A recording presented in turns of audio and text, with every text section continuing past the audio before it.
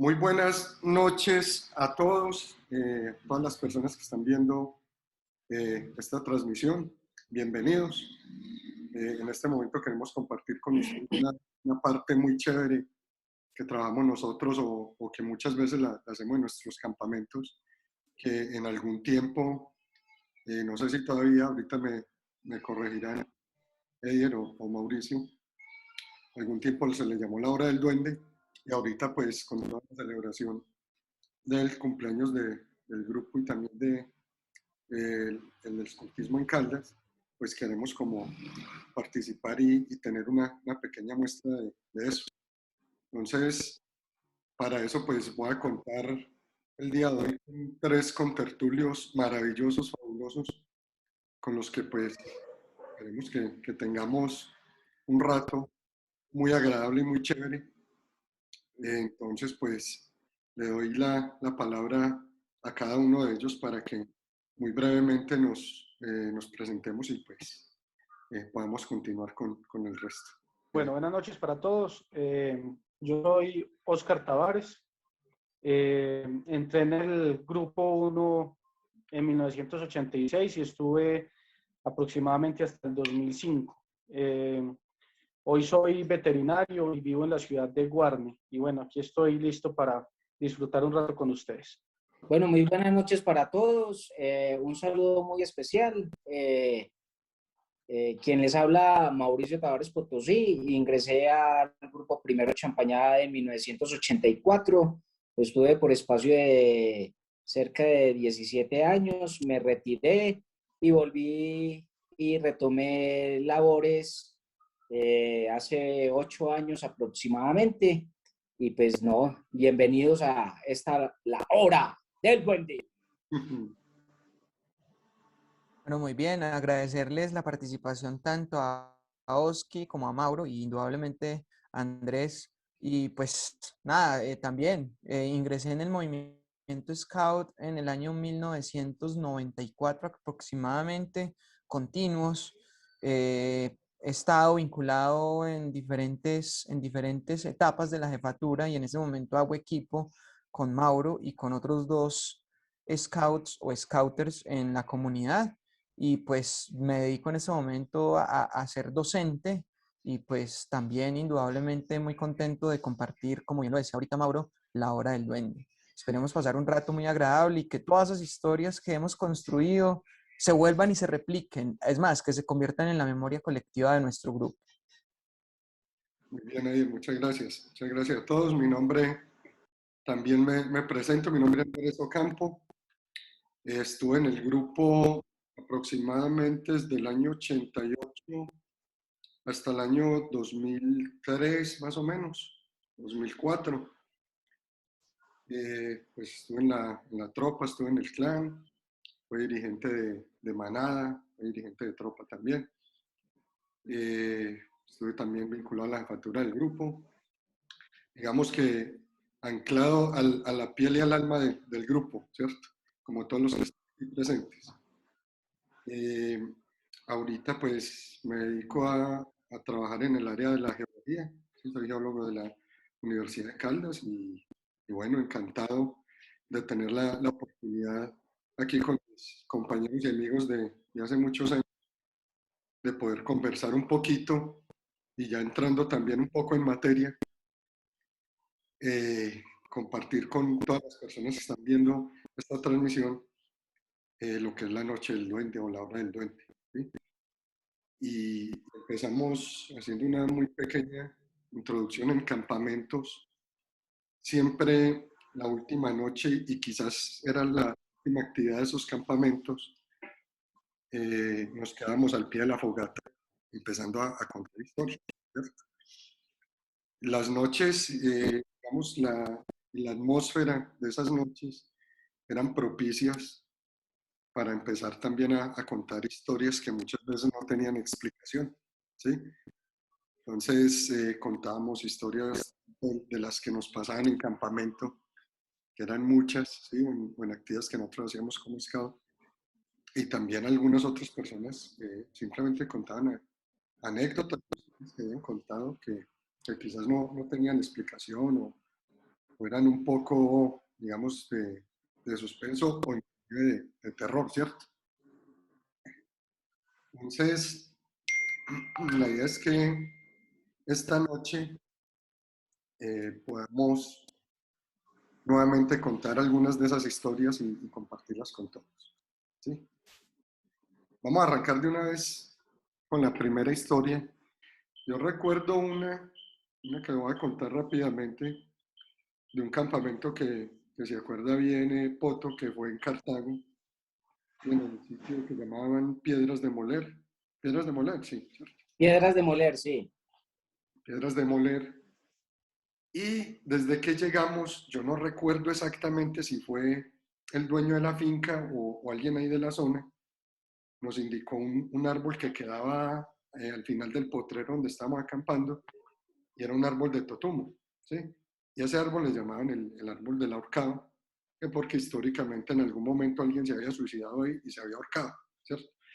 Y habían rumores que a veces en las noches se veía el tipo allá colgando, ¿sí? O lo que fuera.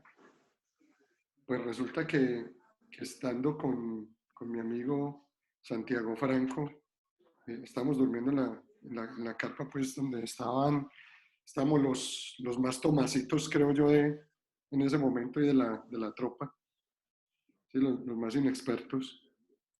Y esa noche cayó el diluvio universal, cayó un aguacero de Padre, Madre y Señor mío, pues nos estamos inundando, inclusive, estamos inundando. Y en medio de ese aguacero, me dio por asomarme, abrí la carpa y saqué la cabeza, y ese palo quedaba, no sé, a unos, digamos, unos 100 metros tal vez, de donde estábamos nosotros, y se iluminaban con los relámpagos, y nunca supe si sería sugestión, si alguna vaina, allá se veía alguna vaina colgando, ¿sí? Como dicen popular, Y bulto.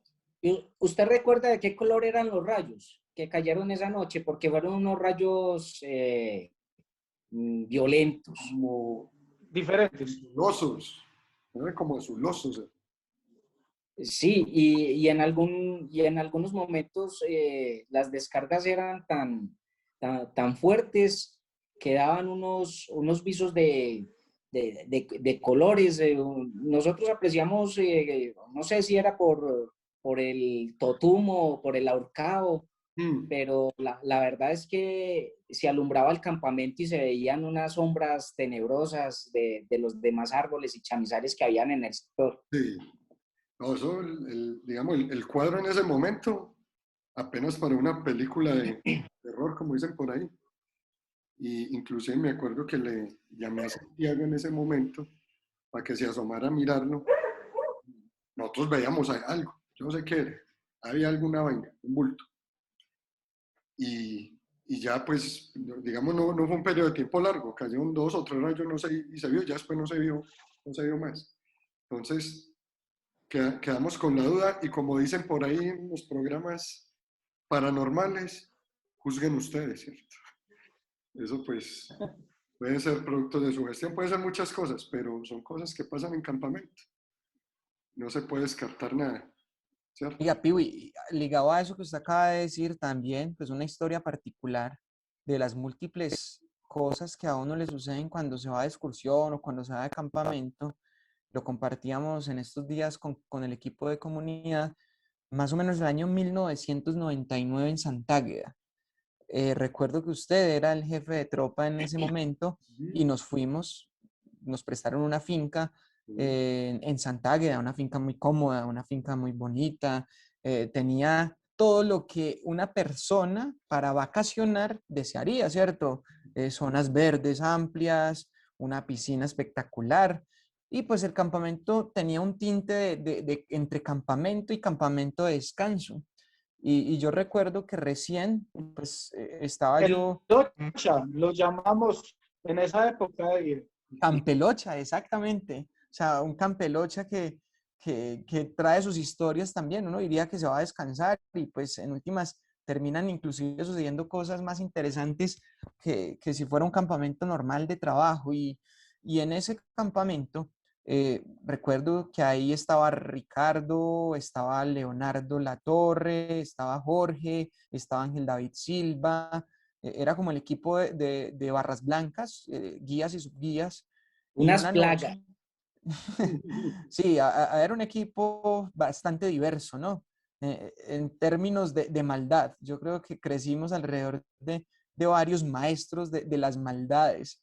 Por ahí estaba el Tato también. Recuerdo que era campamento con José Fernando Miranda alias Tato, que también tenía esa maldad a flor de piel, el Mauro, el Piwi, y yo creo que muchos Evelio. de nosotros, ¿cierto? Evelio, aunque Evelio si nos está viendo, pues él era maldadoso, pero yo creo que era el más gallina de todos para cuando veía cualquier cosa.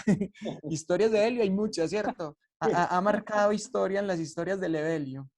Oiga, y yo recuerdo que estábamos en la tercera noche ya del campamento. De hecho, estábamos hasta cansados de descansar. Eso era muy paradójico, ¿cierto? Ya estábamos como consumidos por el sol. Y pues una de esas noches estábamos afuera, habíamos seis más o menos, cinco o seis personas afuera de las carpas. Recuerdo que en ese momento había unas carpas muy famosas en el grupo que eran las famosas gemelas. Yo no sé si ustedes se acuerdan de las famosas gemelas. Sí, señor. Obvio, Oiga, obvio. historias de las gemelas, Desde que se compraron.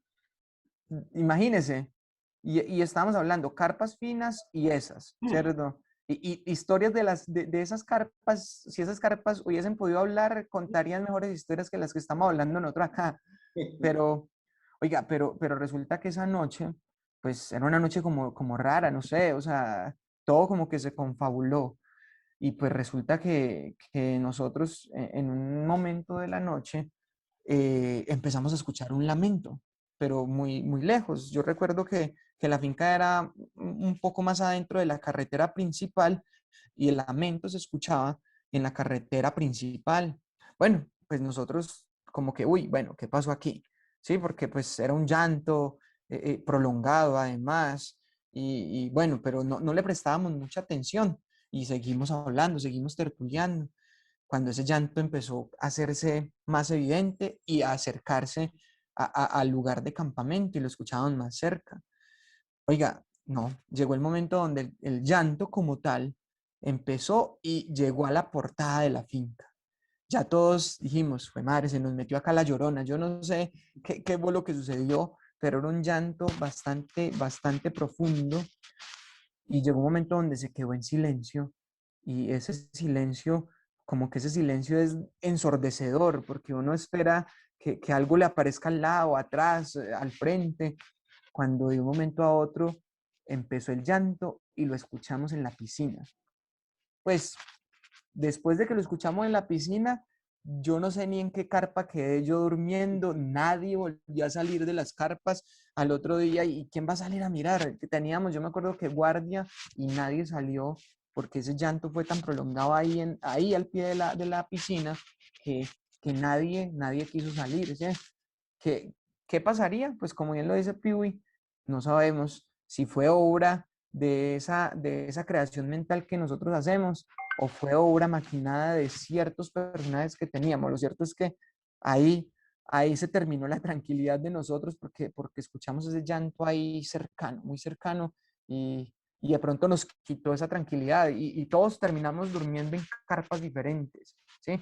Y recuerdo que después Jalía nos dijo que por qué habíamos dormido en una carpa unos, los otros el otro, no, la madre, entonces ¿por qué no nos va a dormir usted sola? Yo no salgo de la carpa, ¿cierto? Todos nos empaquetamos y todos casi que abrazados, ahí casi que llorando, pero pues son las historias que suceden en este tipo de situaciones. Y sí, me acuerdo, eso, uy, eso fue tremendo. Es que el tema es que va a llegar un momento que empieza como cierta tensión y ya ahí no le queda a uno y no ganas de irse a acostar. Lo más duro es las vigilancias, ¿no? A la gente que le toque guardia esa noche, sobre todo las más tarde. Entonces que hay siempre esa última noche después de la hora del duende, esas vigilancias eran en grupos más grandes, ya no eran de a dos personas, sino que eran de a cuatro o cinco. Y no falta el que se queda toda la noche y pasa derecho haciendo vigilancia Entonces, Así Con es. todos. Y tomando tinto. No sé si de pronto ustedes estuvieron en el campamento de Doral, Antioquia. no, Ese es, pues, ¿cómo les parece, No. muchachos, que en ese campamento mi subguía era Jorge Iván Arias Salazar, Chirri, alias Chirri, más maldadoso? Y entonces allá en ese campamento, obviamente en la última noche, la hora del duende, nosotros nos habíamos ya llevado hechas, fabricadas unas mantas, unas túnicas negras, tipo Ku Klux Klan. Le habíamos hecho los ojos, la nariz, boca, todo el cuento, y unos gorros estrafalarios. Y entonces, aprovechando las linternas, alumbrábamos por el interior y por ahí asustamos a unas chicas de la patrulla Gacelas que salieron, mejor dicho, expelidas del susto. Chirri era muy maldadoso, yo lo recuerdo, yo lo recuerdo. Chirri, Daniel, Daniel, Daniel era muy maldadoso también. super Y sí, sí. Alberto Giraldo dice que no era maldadoso, pero es que las hacía solito y se quedaba callado. Ah, sí. así es. No, no quedan pruebas. Piwi, ¿usted no se acuerda cuando estuvimos acampando en las peñas del Tirol que Afi, usted, Pablo, recién estaban de guías de patrulla y hicimos un campamento por patrullas y la patrulla Águilas buscó un sitio como debajo, al lado del río, pero quedaba más abajo de todos los otros campamentos, Sí, con un plan que había independiente de esa zona?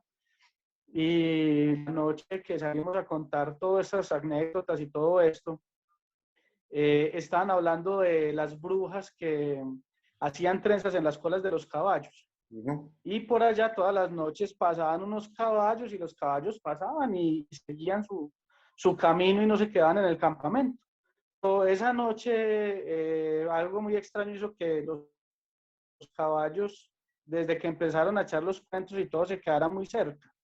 Y cuando terminamos, pues lo que hice, Piwi, que salíamos en grupos más grandes, el segundo grupo de la noche vio como unas luces que pasaban por el lado de los caballos y nos despertaron a todos. Entonces nos fuimos para ver pues, todos de guapos, a ver qué era lo que estaba pasando con las luces. Y resulta que llegamos donde estaban los caballos y se quedaron completamente quietos. Cuando empezamos a mirar, alguien iluminó uno de los caballos que estábamos tocando, que creo que fue Afi, y el caballo tenía unas trenzas hechas. Y ahí ya moridos porque lo único que queríamos era meternos a la carpa y quedarnos allá, a esperar a que amaneciera y estábamos completamente asustados. No sé, Piwi, si te acordás algo de eso. Oh, claro, claro. El susto fue tremendo. Es que uno se espera cualquier cosa menos que se vaya a aparecer un caballo con trenzas a medianoche en un potrero, ¿sí o no? Y claro, ya con el antecedente del cuento que se echó en la noche del duende, ya uno se acuerda y me pucha, claro, entonces por ahí deben estar las brujas. Lo primero que uno piensa. Yo no sé si a ustedes les tocó el tema, si de pronto a alguno de ustedes sí les tocó, era que se afirmaba que en el Colegio de Cristo, en el baño de arriba que queda enseguida del teatro, yo no sé si ese baño todavía existe en este momento, ese baño, digamos que de por sí era muy solo, ¿no? Pues no era mucha la gente que lo usaba, o al menos en un tiempo. Y ese, digamos, se afirmaba que ahí vivía o se aparecía una entidad, ¿sí? Que tenía por costumbre como fisgonear la gente en el baño. Entonces, creo que era Natalia Carvajal, una de las que contaba que alguna vez Sí. estaba ahí haciendo sus necesidades en el baño y de repente alcanzó a ver en la parte de arriba como una sombra asomándose por encima de la puerta, ¿sí? Que pues, las puertas eran eran altas, no sé, una puerta de esas podrá tener alrededor de 2 metros, larguitos tal vez o más, y hay un espacio en la parte de arriba. Ella decía que por ahí algo se asomó y la estaba mirando, ¿sí? También hubo gente que muchas veces, y eso sí lo escuché a varias personas, creo que entre ellos John Freddy Silva, creo que es uno de los que cuenta ese cuento, y no me acuerdo quién más, pero sí lo escuché de varios, que muchas veces cuando da uno la espalda mientras se estaba lavando las manos, por el espejo veían que se abrían un poco la puerta del baño y se alcanzaba a ver una sombra fisgoneando por ahí, ¿sí? Entonces, no sé si alguno de ustedes se acuerda algo de ese cuento. Pues Kiwi, a efectivamente mí, el baño aún existe, ¿sí?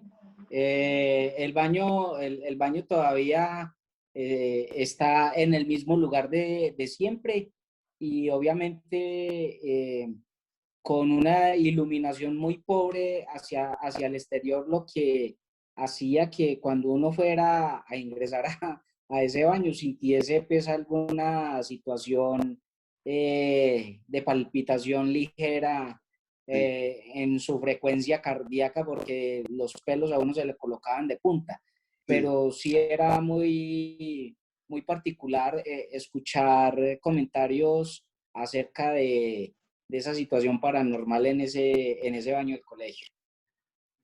sí, claro. eh, Kiwi, Sí, a mí me tocó la noche que asustaron a Natalia y sí, nosotros estábamos en una reunión, creo que era de tropas, si la memoria no me falla, de tropa y clan, algo así. Estábamos con una ceremonia, pero no era una fogata, era como una lamparata, creo que lo llamábamos en ese tiempo, que se hacía con velas, entonces la hacíamos en el hall porque estaba lloviendo mucho. sí, Y después que terminamos, pues los que estábamos más grandecitos en ese tiempo nos quedábamos recogiendo todo y acomodando las sillas donde quedaban y todo eso. Y antes de salir, Natalia salió del baño gritando, pues, siendo un ataque de nervios. Se tuvo que sentar ahí en la portería y lloraba, eso nadie era capaz como de consolarla, hasta que nos logró explicar que había algo en el baño. Y entonces, pues, nos fuimos los más berraquitos, supuestamente. Y como decía Mauricio, ahí nunca había habido muy buena luz. Y esa puerta era una puerta no de rejas como la que es ahora, sino que era una puerta cerrada completa. Era una puerta que no nos dejaba ver hacia el exterior. Entonces logramos abrir con el susto la puerta, pues, y con la linterna y que mirar, y no logramos ver nada. Pues salimos a ella y le dijimos que ahí no había nada, que estuviera tranquila, y ella lo único que decía era que había visto como la sombra de un negro asomándose por encima del baño. Y después creo que le pasó a alguien más, no sé si a Jálida o a quién, algo muy parecido. Y definitivamente ese baño quedó vetado, allá entraba el que no sabía nada de lo que había pasado. De resto, todos preferíamos aguantarnos o ir a los baños, al baño de abajo. Cuando dormíamos en los rincones o en el sector de las graderías, escuchábamos pasos en la parte superior donde la cafetería, hoy en día pues donde siempre ha estado la cafetería del colegio, y escuchaba uno pasos y pues había uno que todo mundo estaba ahí en las graderías metido dentro de sus cobijas porque en aquel entonces no existían los sleeping, ¿sí? Era una situación pues bastante incómoda y uno no se atrevía ni a levantarse. no, sí, Había algo que era el cerdo asustador, era que se le decían el marrano asustador, sí, sí, que sí, se sentía por allá en las esquinas del colegio como chillando un cerdo. sí, claro, claro, sí, me acuerdo. Y el cuento con ese era que se escuchaba el sonido como del chillido de un cerdo y bajaba. O sea, no solo se escuchaba, sino que se escuchaba que el sonido bajaba hasta abajo, hasta el patio. Ese, bueno, yo no recordaba ese sí, claro, claro. Y eso pues varias veces hubo gente que afirmaba pues que lo había escuchado, que pues habían tenido ahí como su rollo con eso y tanto que le pusimos digamos, ese remoquete, ese apodo del cerdo, El marrano asustado, sí señor. Claro, no, es que yo creo que hablando del colegio, pues aquí creo que nos amanecemos, ¿sí o no? El Colegio de Cristo siempre ha tenido sus historias. Total, Piwi, y con respecto a eso, y como para ir cerrando acá, Ujú. yo recuerdo mucho un vigilante, recién contrataron vigilancia privada en el colegio, eso fue empezando la década del 2000, eh, se contrató seguridad privada en el colegio, y recuerdo un día que hicimos una actividad y salimos muy tarde de la noche, y recuerdo una guardia de seguridad, una mujer que le tocaba hacer pues da la ronda en el colegio y estar pues pendiente de la seguridad y todo lo demás. Y ella, en medio de todo, ya se van a ir, como se le notaba como la angustia, ¿cierto? Y nosotros, no, pues sí, pues ya acabamos, era tarde de la noche, esa creo que era después de medianoche, y ella muy intrigada nos decía, no, pero pues como que dilatando la partida de nosotros, y le preguntamos, ¿y por qué? No, es que acá después de cierta hora y cuando yo estoy sola, escucho muchas cosas rarísimas y veo sombras por todo lado, escucho risas de niños, escucho por el pasillo que, que daba a la antigua terraza, niños correr, la sala donde antiguamente era mecanografía, las teclas de las mismas máquinas sonaban y ella decía, vea, les voy a hacer una confesión. Yo a veces prefiero que me den turno en la NEA, en Jardines de la Esperanza, donde está el cementerio, a quedarme aquí vigilando en el colegio, porque acá suceden cosas que se vuelven misteriosas. Inclusive, si mi memoria no me falla, alguna vez en una cámara de seguridad se grabó una sombra que salía de un busto que está contiguo a la capilla del colegio, que es un busto de Marcelino De Champagnat, y se Marcelino. grabó, ¿cierto? Quedó grabada ahí en video y ella decía, uy, no, pero eso es lo mínimo, aquí suceden cosas súper extrañas, ¿cierto? Y como dice Piwi, uno quedaría hablando aquí mil y una cosa que sucedió durante su etapa de crecimiento en el Colegio de Cristo. Sí, claro. Inclusive, eh, aprovecho la oportunidad porque lo que dice Edier, para ese entonces que se instituyó pues el tema de la seguridad privada, ya no habían máquinas de escribir, o sea, ya el lugar donde se enseñaba mecanografía ya no existía, Mm. pero en la noche se escribían como El tecleo. el tecleo de las máquinas Olivetti, que eran unas máquinas viejas, una Remington. Sí, sí, sí. Entonces, sí, eso Ya en tiene, ese tiene momento ya habían computadores, ya no era la máquina de escribir, ya no enseñaba mecanografía. Sí, ya están con los, y sí, ya están montando computadores, ¿eh? Una salita de cómputo. Inclusive las máquinas Brother, las máquinas eléctricas, Mm. que ya Ujú. empezaron a reemplazar el tema de las máquinas manuales. Sí, eso es muy cierto. Y esa terraza tenía también otra historia con relación a los perros, porque habían unos perros, eran bravos Sí. y, y en determinadas horas de la noche, cuando nosotros estamos allá acantonando en el colegio, eh, Ya, ellos ladraban de manera muy intensa y de un momento a otro un silencio sepulcral. Pero cuando ese silencio estaba total, a veces se acompañaba de neblina, de lluvia, de un frío intenso. Era bien particular esa situación con los perros. pareciera como un aullido, Mauro, parecía un aullido. Era como que aullaban y ladraban, era maluco, se sentía muy maluco. Esas historias del colegio son muchas y yo supongo que pues mucha de la gente que nos está siguiendo ahorita en la transmisión pues se acordarán de esa y de muchas más cosas. Entonces pues estamos pendientes también ahí del chat de la transmisión a ver qué nos comparte, ¿cierto? Eh, pues como dicen por ahí en radio y en televisión, el tiempo es nuestro enemigo. Toca ir cerrando este rato, esta tertulia tan agradable. que hemos tenido, recordando un poco de las historias que contamos en la noche o en la hora del duende, como las llamamos. Entonces, pues no me resta sino agradecerle la compañía a mis contertulios de hoy, a Edier, a Mauricio y a Oscar por el tiempo y por esa memoria tan prodigiosa que veo que tienen y me alegra mucho. Está intacta.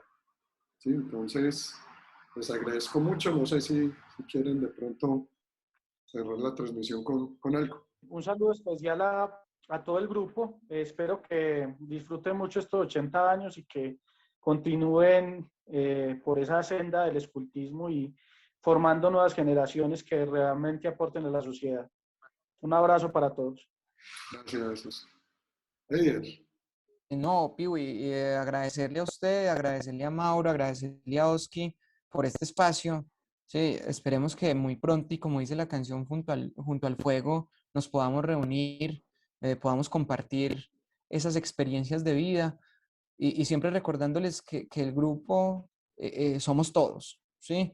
No importa si tenemos la camisa, si tenemos la pañoleta, yo sé que la pañoleta creo que la llevamos tatuada como dice por ahí una canción popular en el alma y creo y estoy convencido que los verdaderos amigos se cultivan ahí, en ese espacio, en la intimidad de un campamento, en la charla, en la broma, en el desayuno, inclusive en las mojadas, en las aguantadas de hambre. Eso fortalece las amistades y creo que nosotros cuatro sabemos de lo que hablamos porque hemos crecido alrededor de una pañoleta y alrededor de fogatas y alrededor de campamentos y alrededor de excursiones.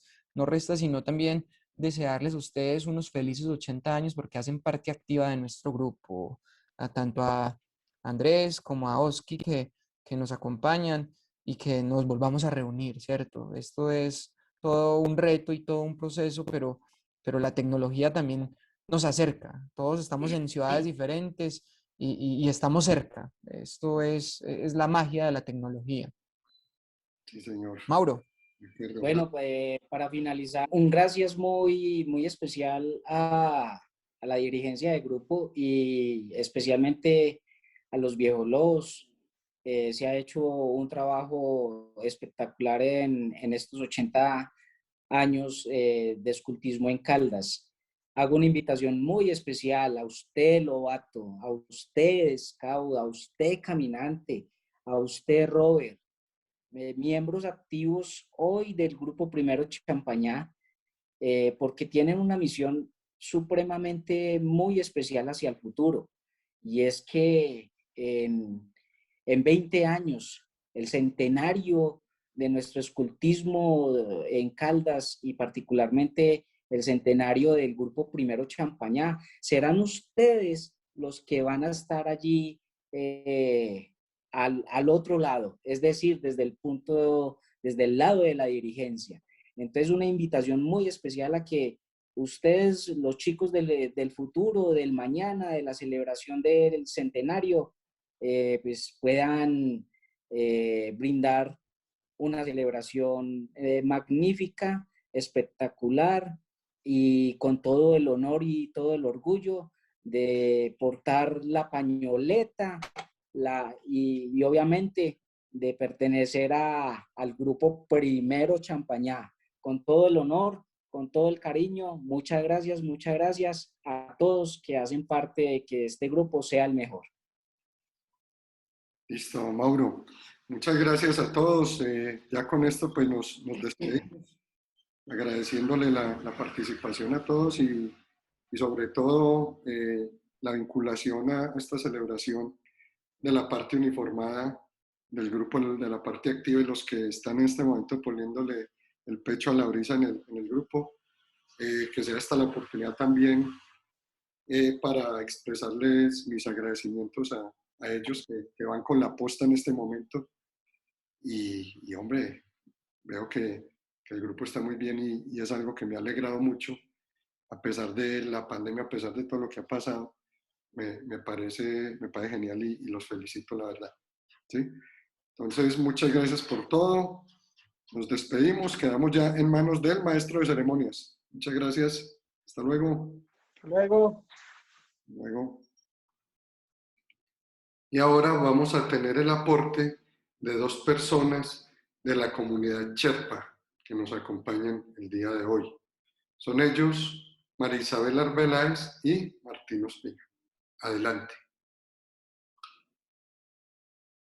Como era mi primer campamento, yo todavía no tenía mucha confianza con las niñas de la otra patrulla. Yo estoy en la patrulla Delfines, pero en esos momentos estábamos como en un momento de esparcimiento, algo así. Entonces, para llegar a la zona como tal donde estábamos acampando, teníamos que pasar un recorrido largo y en la mitad de ese recorrido había como una especie de bajada o como un tipo de río o algo así, ¿cierto?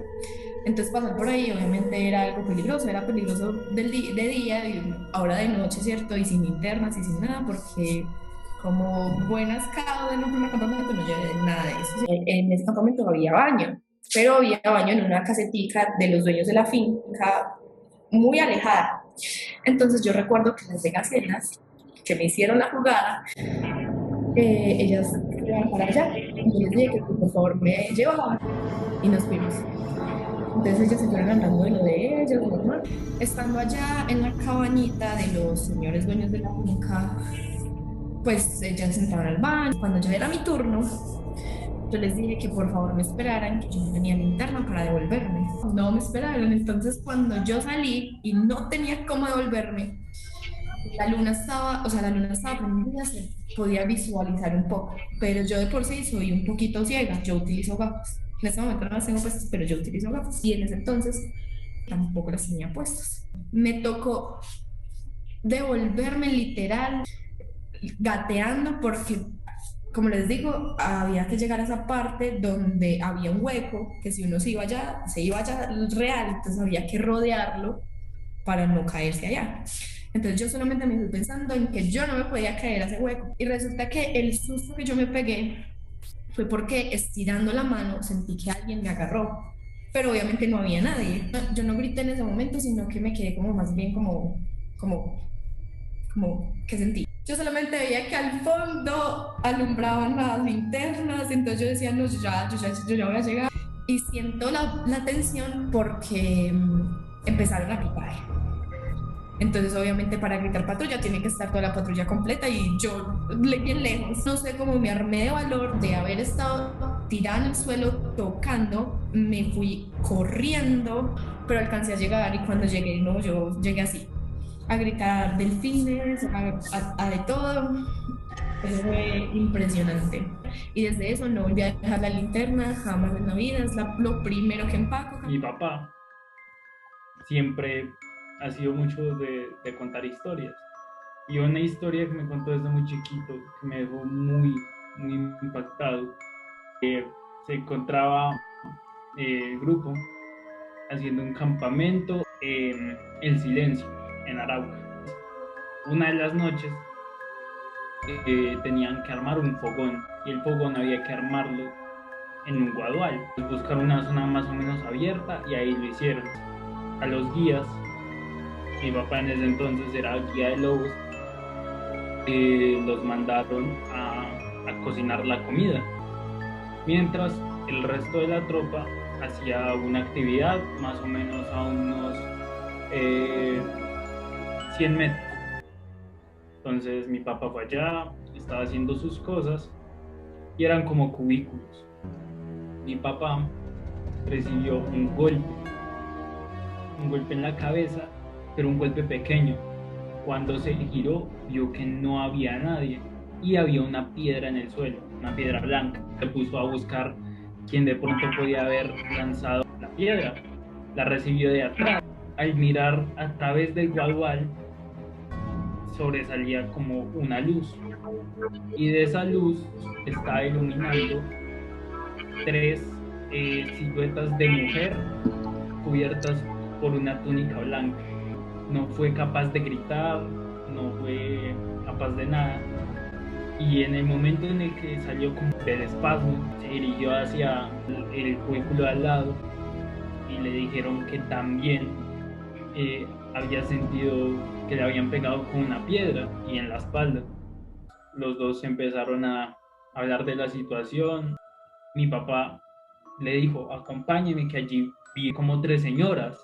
Cuando lo acompañaron, miraron hacia el guadual, ya no habían señoras. Recorrieron eso un poco, tampoco había nada. Y la piedra también se había perdido.